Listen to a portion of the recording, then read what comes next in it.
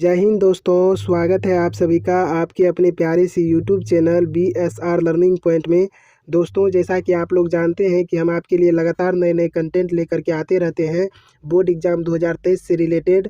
तो आज की इस वीडियो में हम लोग संस्कृत का थर्ड लेक्चर करने वाले हैं, जिसमें हम लोग फिर से 50 MBBA वस्तुनिष्ठ प्रश्न को जानेंगे, या यूँ के 50+ MBBA वस्तुनिष्ठ प्रश्न को जानेंगे, जो बोर्ड एग्ज़ाम के लिए काफ़ी इंपॉर्टेंट है। और इसमें संस्कृत के ऑल चैप्टर से प्रश्न लिया गया है, तो वीडियो को लास्ट तक देखिए।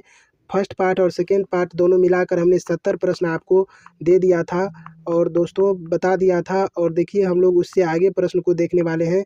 तो यहाँ तक हमने सेकेंड पार्ट में प्रश्न को क्लियर बता दिया था आपको। चलिए अब 71 नंबर से स्टार्ट करते हैं। अगला प्रश्न कहता है, शैशव संस्कार कितने होते हैं? तो शैशव काल में जो संस्कार होते हैं वह 6 संस्कार होते हैं। ऑप्शन नंबर ए राइट हो जाएगा। अगला प्रश्न कहता है, चरित्र का निर्माण किससे होता है? तो चरित्र का जो निर्माण होता है वह संस्कार से होता है। ऑप्शन नंबर ए राइट हो जाएगा। अगला प्रश्न कहता है, शैशव अवस्था में कितने संस्कार होते हैं? तो शैशव अवस्था में 6 संस्कार होते हैं और 6 को खष्ट बोलते हैं दोस्तों।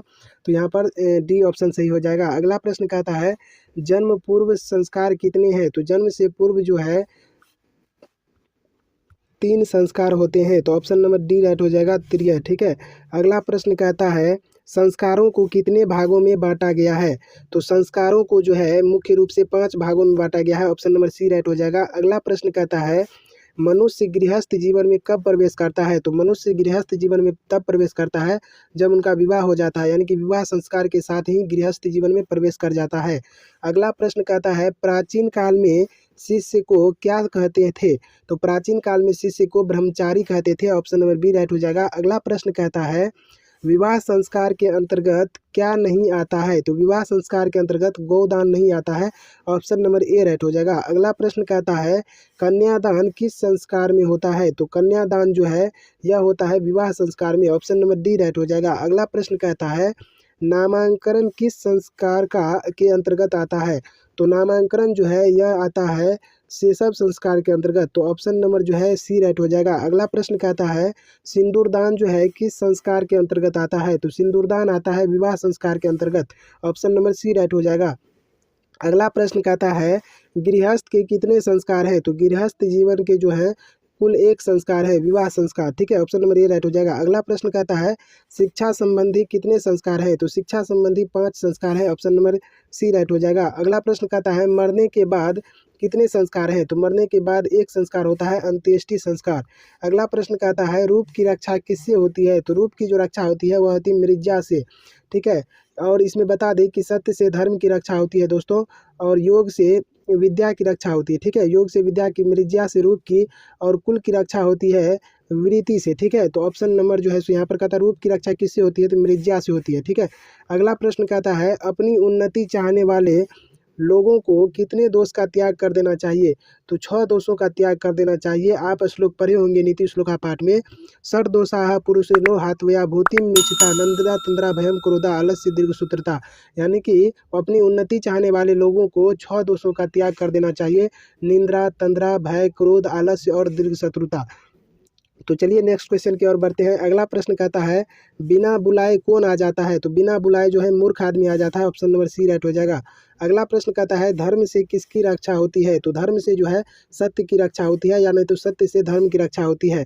अगला प्रश्न कहता है, क्षमा किसकी हत्या करता है? तो क्षमा जो है क्रोध की हत्या करता है।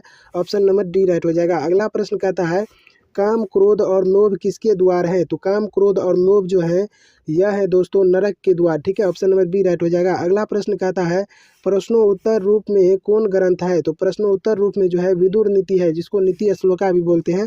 यह प्रश्न उत्तर के रूप में है। ऑप्शन नंबर डी राइट हो जाएगा। अगला प्रश्न कहता है, घर की लक्ष्मी कौन होती है? तो घर की जो लक्ष्मी है यह स्त्री होती है। ऑप्शन नंबर बी राइट हो जाएगा।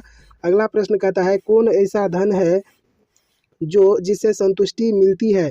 तो विद्या ही ऐसा धन है जिससे संतुष्टि मिलती है। अगला प्रश्न कहता है, नीति श्लोका के रचनाकार कौन है? तो नीति श्लोका के रचनाकार है महात्मा विदुर। ठीक है। ऑप्शन नंबर डी राइट हो जाएगा। अगला प्रश्न कहता है, विदुर नीति से संकलित पाठ का नाम क्या है? तो विदुर नीति से संकलित पाठ का नाम है नीति श्लोका। ठीक है। ऑप्शन नंबर ए राइट हो जाएगा। अगला प्रश्न कहता है, कर्मवीर कौन था?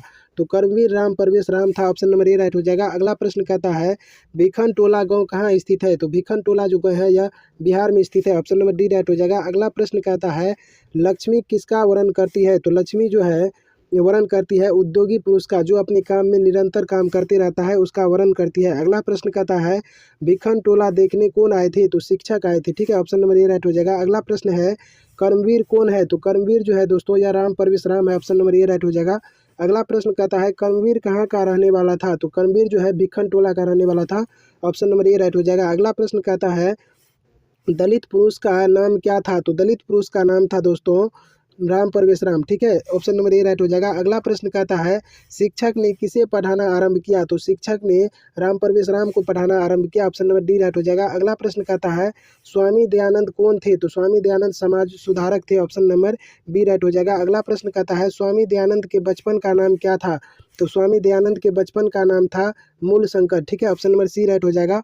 तो दोस्तों इस वीडियो के माध्यम से हमने आपको 105 प्रश्न तक बता दिया और इससे आगे भी हम आपके लिए प्रश्न लेकर के आएंगे। संस्कृत के जो चैप्टर बच गए हैं उसके जो मोस्ट इंपॉर्टेंट प्रश्न होंगे, जो बोर्ड एग्जाम के लिए सिलेक्टेड क्वेश्चंस होंगे, वो हम आपके लिए लेकर आएंगे दोस्तों इस चैनल पर। तो चैनल पर यदि पहली बार आए हैं तो चैनल को सब्सक्राइब कर लीजिए। एग्जाम के लिए आपका ये चैनल बेस्ट होने वाला है, तो इसी तरह से जुड़ जाइए हमारे साथ। मिलेंगे नेक्स्ट वीडियो में, तब तक के लिए thank you so much for watching this video. जय हिंद।